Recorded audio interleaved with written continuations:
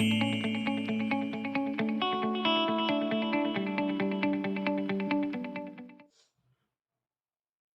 बच्चों, welcome to the एडवेक classes. आज हम लोग बात करेंगे चैप्टर नंबर 9 के अंदर कुछ स्पेशल टॉपिक्स के बारे में।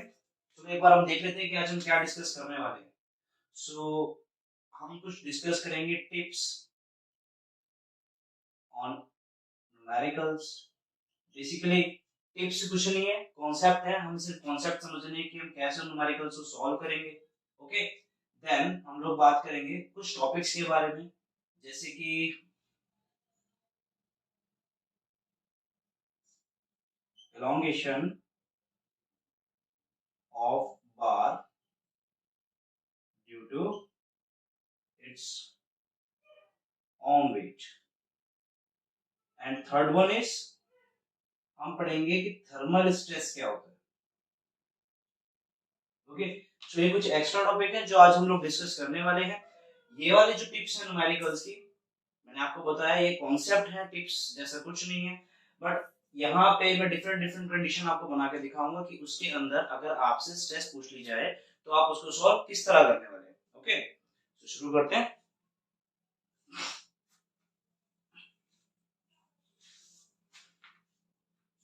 ओके, सो प्रॉब्लम नंबर 1 हम बनाते हैं।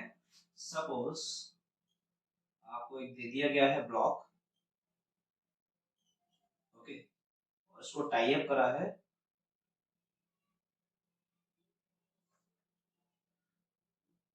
टू डिफरेंट पोजीशंस पे। ओके, स्लैब आपको एंगल यहाँ का दे दिया है 60 डिग्री और यू कैन से 30 डिग्री।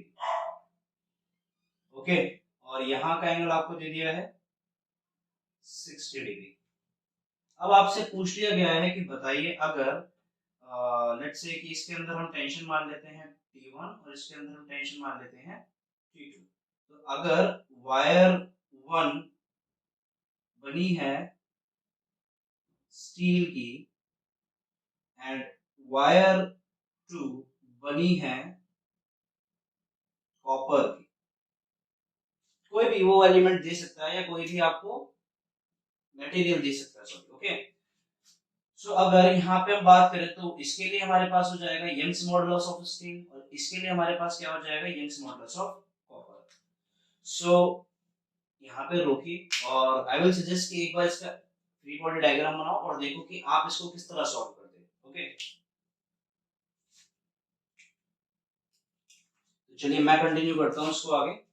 अब सबसे पहले अगर मैं फ्री बॉडी डायग्राम बनाता हूँ मास m का, तो देखो भाई सबसे पहले इसके ऊपर आएगा field force, okay, then tension 2 and tension 1। Okay, अब देखो एंगल हमारे पास है, अगर ये 30 डिग्री है तो ये कितना होगा, ये भी 30 डिग्री होगा। अगर ये 60 डिग्री है तो ये कितना होगा, ये भी 60 डिग्री होगा। ओके, सो ये हमारे पास आ गया 30 डिग्री और ये आ गया हमारे पास 60 डिग्री। इट मींस अगर मैं मार्क करूं तो ये 60 डिग्री है और ये 30 डिग्री। ओके, अब क्या करेंगे, फोर्स आपने पढ़ाई है तो फोर्स के अंदर हम क्या करते हैं, एक कंपोनेंट हो गया आपका T2 sin 30 और एक कंपोनेंट हो गया आपका T1 sin 60। ओके, अब देखो यहाँ पे हमें क्या मिलेगा T1 cos 60 and T1 T2 cos 30 degree. तो बस इतना ही हमारा काम है। क्यों, क्योंकि देखो करना क्या है इसमें, आपको बेसिकली टेंशन 1 और टेंशन 2 निकालनी है। जैसे ही आप टेंशन 1 और टेंशन 2 निकालोगे वो क्या काम करेंगे, फोर्स का। फिर उसके बाद आपको हो सकता है वायर की लेंथ गिवन हो, लेट्स से इसकी लेंथ आपको गिवन है L1, इसकी लेंथ आपको गिवन है L2। अब वो पूछ लेंगे भाई आपको बताना है कि एक्सटेंशन कितना होगा। तो हम यहाँ क्या करेंगे, कौन से फोर्स ऐड कर देंगे, ये वाले। अब आपके पास फोर्स भी है, एलोंगेशन आप कैसे निकालते हैं, FL बाय AY। सो दोनों के लिए हम different Y of steel, steel wire के लिए स्टील रखेंगे और कॉपर वायर के लिए कॉपर रखेंगे और एलोंगेशन निकाल देंगे। ठीक है भाई, नेक्स्ट पिक पे हम बात करते हैं, एक सिस्टम बनाते हैं। ओके,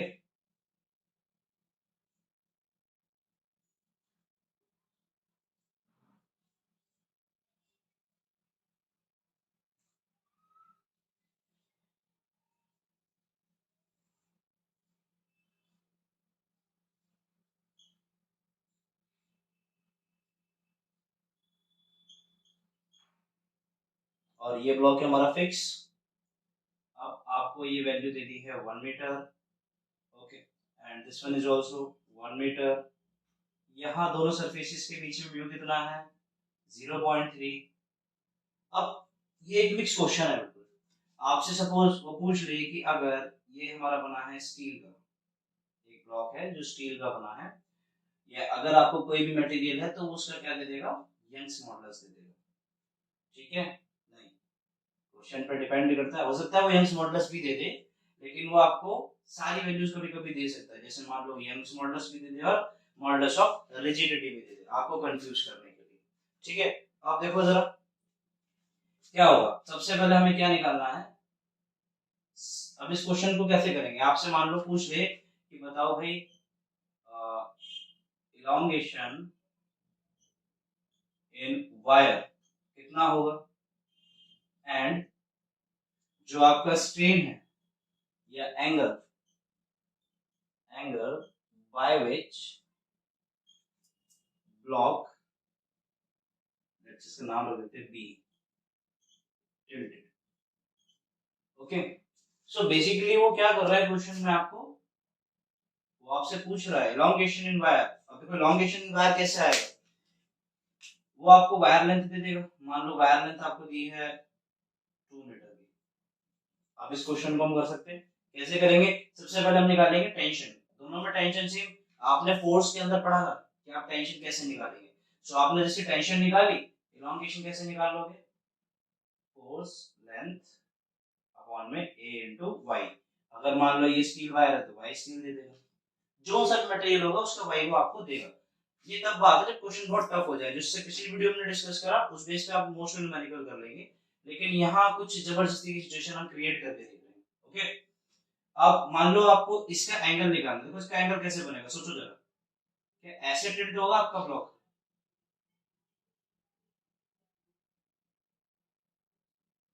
तो जब भी कोई ब्लॉक ऐसे टिल्ट होता है तो किस तरह का स्ट्रेस लगने वाला है, शियर स्ट्रेस लगेगा।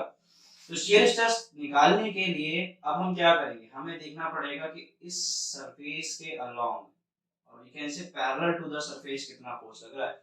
क्या अब हमें इस फ्रिक्शन की जरूरत पड़ने वाली है, क्योंकि यही वो फ्रिक्शन है जो दोनों सरफेसेस के बीच में लग रहा है, और इसी वजह से ये टिल्ट हुआ आपका। तो सिंपल है, अगर आपने ये फ्रिक्शन, लेट्स से हमारी फ्रिक्शन की वैल्यू एफ आर आती है, आप निकाल लेंगे, ठीक है, इतना आपने सीखना ही।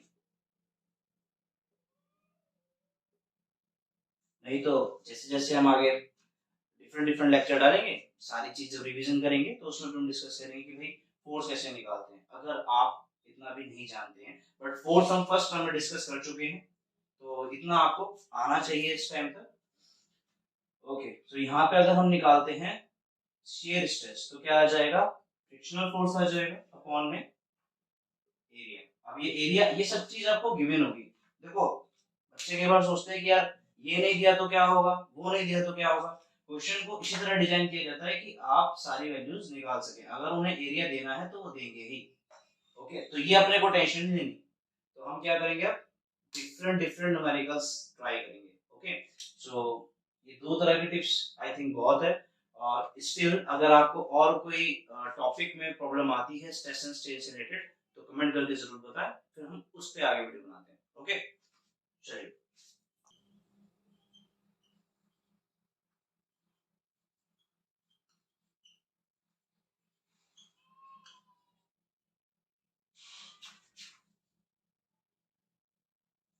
ओके।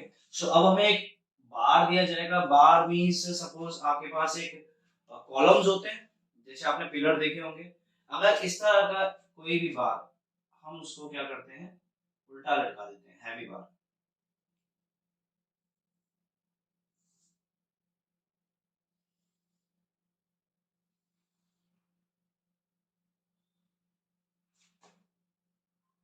ओके। सो ये बार हो गया हमारे पास।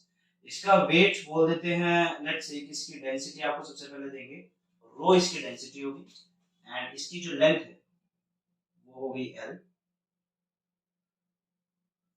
ठीक है। Area of cross section A हो गया। अब आपको क्या निकालना है, इलॉन्गेशन निकालना है, ठीक है भाई। तो शुरू करें, इसको करेंगे कैसे? कई बच्चे सोच रहे होंगे कि भाई डेंसिटी दी है, एरिया दिया है, लेंथ दिया है, मल्टीप्लाई करेंगे, मास आ जाएगा, मास आ गया तो वेट आ जाएगा, वेट आ जाएगा तो हम क्या करेंगे, डायरेक्ट इस फॉर्मूले में फोर्स की जगह वेट रख देंगे L अपॉन A, और जो मटेरियल है उसका y हमको दिया ही होगा, यंग्स मॉडुलस।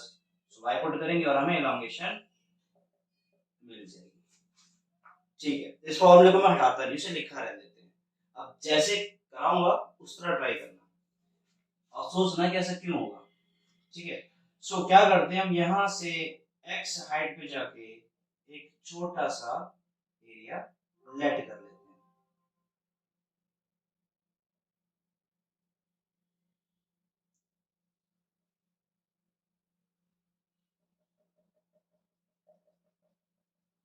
यानी हमने dx विड्थ की एक लेंथ ली। ओके, अब देखो, अगर मैं इस dx विड्थ की बात करूं तो इसको नीचे खींचने वाला, यहां से टेंशन लगाने वाला, एक्सियल स्ट्रेस लगाने वाला जो पार्ट है वो ब्लॉक का ये वाला पार्ट होगा। ठीक है, सो पहले मैं वॉल्यूम निकालता हूं इस पार्ट का। Let's say this one is A B C and D. तो मैं क्या करता हूं, वॉल्यूम निकालता हूं of A B C D. कितना होगा भाई, density into area into length कितनी हो जाएगी, x। तो क्या आ गया हमारे पास, रो ए एक्स। ठीक, अब ये इस पे एज अ फोर्स वर्क कर रहा है, force due to A, B, C, D, और we can say weight of the A, B, C, D. So क्या हो जाएगा यहाँ पे, weight इसका, ये हो गया volume. So volume, sorry this one is mass, ये मास हो गया इसका। ठीक है, वॉल्यूम तो आपका ये पार्ट हो गया, एरिया इनटू में लेंथ। सो वेट कितना हो जाएगा, mass into acceleration due to gravity, which means rho A X G. ये आ गया इसका वेट। अब ये इस वेट की वजह से ही इलोंगेट होगा। तो मैं क्या करता हूं, इलोंगेशन निकाल लेता हूं ऑन दिस एलिमेंट dx, और ड्यू टू दिस वेट क्या आ जाएगा, फोर्स, डिस्प्लेसमेंट, सॉरी लेंथ, और नीचे आ जाएगा इसका एरिया एंड यंग्स मॉडुलस। ठीक है भाई, अब अगर इसमें आप वैल्यू पुट करेंगे वेट की, तो आएगा रो A X G by A Y D x. देखो हो क्या रहा है कि जैसे जैसे आप इसकी हाइट में बढ़ रहे हो, यानी कि आप यहां से जीरो से स्टार्ट करके ऊपर की तरफ बढ़ रहे हो, इसका वेट धीरे धीरे धीरे धीरे धीरे बढ़ता जा रहा है। सो इट मींस इसका वेट किस पे डिपेंड कर रहा है, इसके लेंथ पे। अब इसका वेट अगर इसकी लेंथ पे डिपेंड कर रहा है, तो इसका एलोंगेशन भी किस पे डिपेंड करना चाहिए, इसका एलोंगेशन पे डिपेंड करेगा इसकी लेंथ, जहां पे आपने अपना एलिमेंट लिया। अब उसके लिए हम क्या करेंगे, अब हम पूरा अगर एलोंगेशन निकालना चाहते हैं तो क्या हो जाएगा, इसका इंटीग्रेशन करेंगे, कहां से कहां, जीरो से स्टार्ट किया था और कहां गए थे, कंप्लीट लेंथ तक। सो क्या बन जाएगा, rho A X G by A Y D X from zero to L. देखो रो कांस्टेंट रहने वाला है, ए कांस्टेंट रहने वाला है, जी भी कांस्टेंट, ए वाई भी कांस्टेंट। अब कई लोगों के दिमाग में आ रहा है कि ए से एक काट क्यों नहीं दिया, तो जल्दबाजी नहीं करते, हर बार सब चीज कटिंग नहीं करनी हमने। अब क्या करेंगे, integration zero to L X D X, क्या आ जाएगा, rho A G by A Y integration X square by 2 from zero to L. क्या बन गया, rho A G L square by A Y 2 A Y. अब देखो भाई, रो A जी और इसमें से एक एल, यानी कि rho A G L into L by 2 A Y, क्या बन जाएगा ये, इसको यहां कर देते हैं। ओके,